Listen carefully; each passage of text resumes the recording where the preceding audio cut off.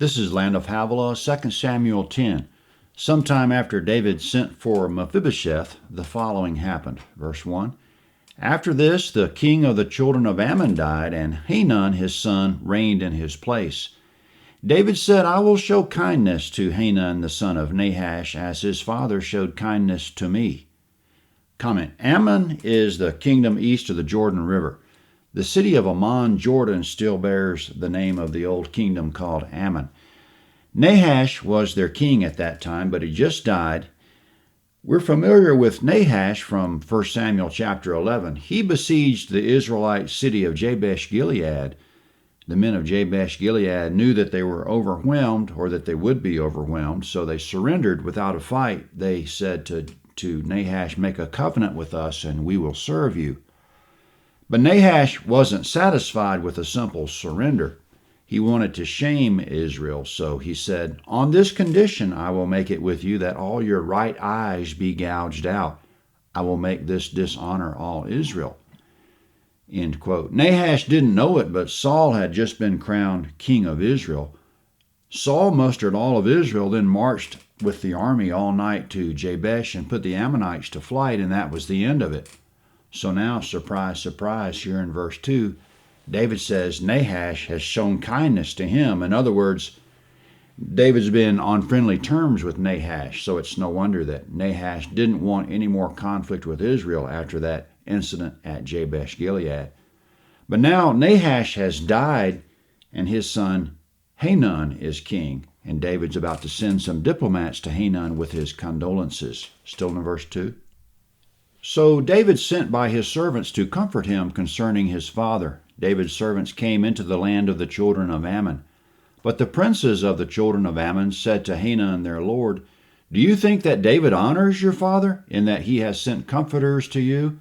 Hasn't David sent his servants to you to search the city, to spy it out, and to overthrow it?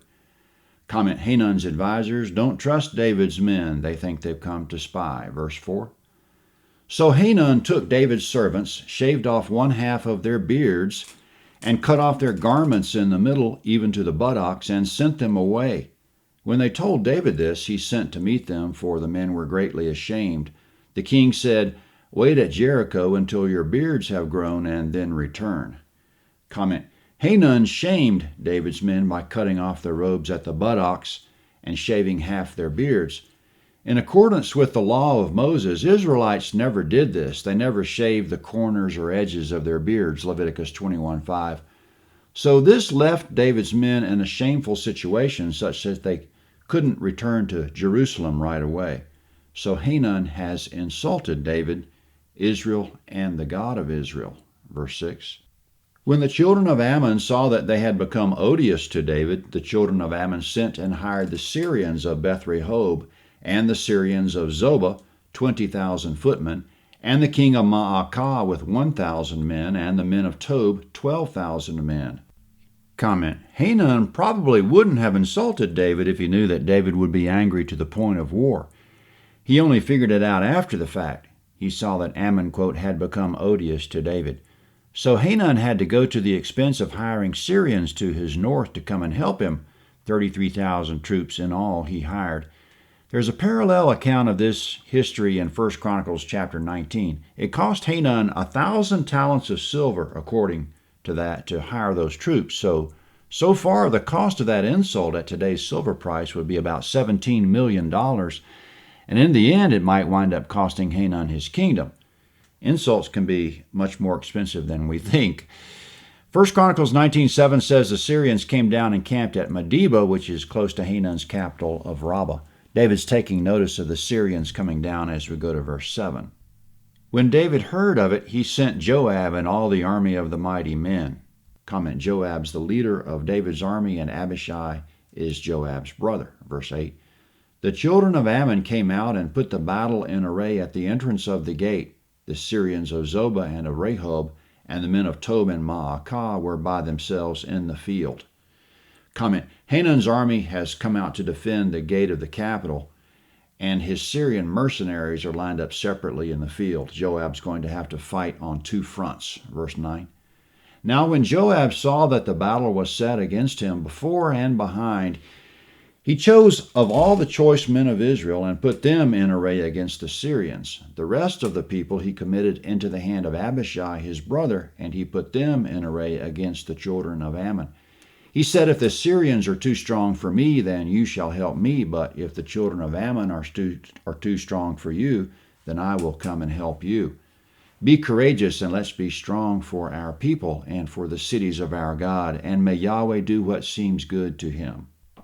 Comment: Joab will command the most elite forces against the Syrians in the field, and Abishai will command the rest of the army against the Ammonites in the gate. If either unit gets in trouble, the other will come and help. Joab's attitude is that we're going to fight hard for God and country, and we're going to leave the result in his hands. So that's what we do when there's a battle to be fought. We're brave. We meet it head on. We define our strategy. We give it our best effort, knowing God's with us, and we leave the result in God's hands. 1 Corinthians 16:13, quote, Stand firm in the faith, act like men, be strong. Verse 13. So Joab and the people who were with him came near to the battle against the Syrians, and they fled before him. When the children of Ammon saw that the Syrians had fled, they likewise fled before Abishai and entered into the city. Then Joab returned from the children of Ammon and came to Jerusalem. Comment: The Syrians and the Ammonites fled, and apparently Joab was satisfied with the result. It was over as far as he was concerned.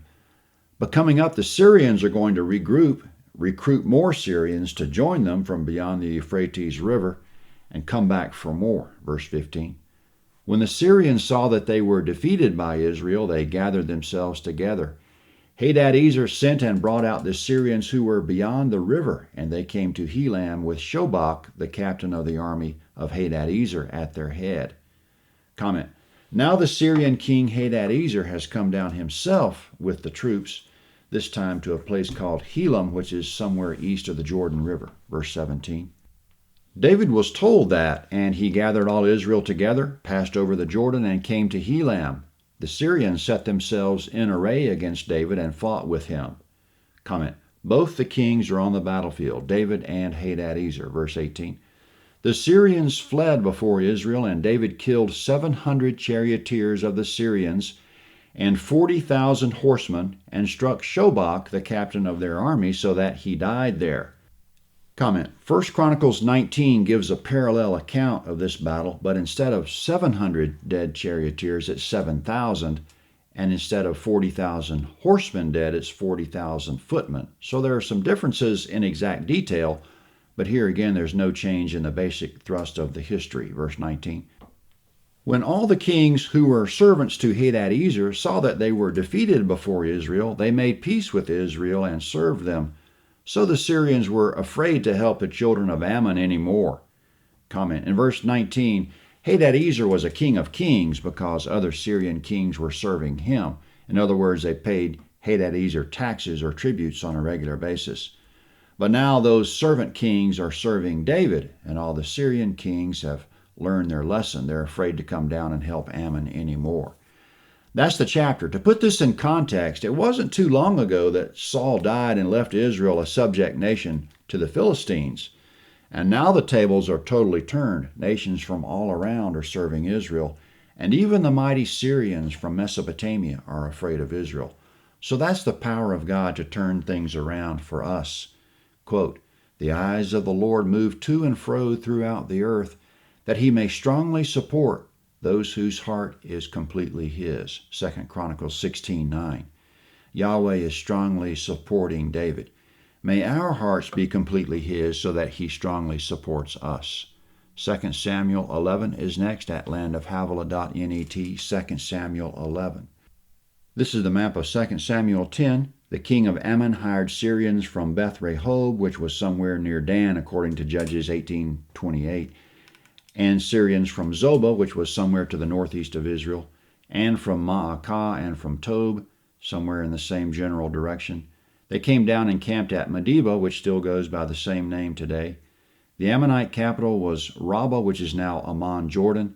So Joab set up the elites here at Medeba, and Abishai set up the rest of the army here at the gate of Rabbah. In the second battle, the Syrians under Hadadezer regrouped, recruited more troops from across the Euphrates, somewhere in this area, This is the Euphrates River. And they came back down to Helam, somewhere east of the Jordan, according to verse 16. David and the army defeated them there and made all of Hadadezer's servant kings his servants. 2 Samuel 11 is next.